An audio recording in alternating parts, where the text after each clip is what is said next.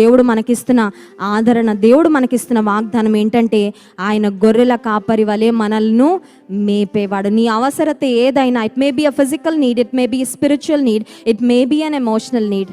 భౌతికంగా నీకేది కావాలన్నా, ఆత్మీయంగా నీకేది కావాలన్నా, ఒకవేళ మానసికంగా నీకు ధైర్యం కావాలన్నా, ధైర్యం చెడిన స్థితిలో నీవు ఉన్నావేమో, ఒకవేళ ఎవరి ప్రేమకు నోచుకోలేని స్థితిలో నీవు ఉన్నావేమో, నిన్ను ఆదరించే వారు ఎవరూ లేరేమో, కానీ దేవాతి దేవుడు నీకు నాకు వాగ్దానం ఇస్తున్నాడు.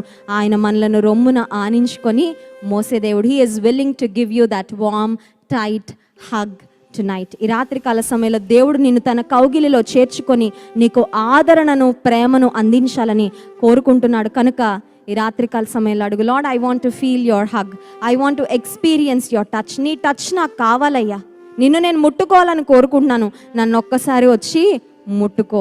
దేవుడు ఒక్కసారి నిన్ను వచ్చి ముట్టుకుంటే your life will change for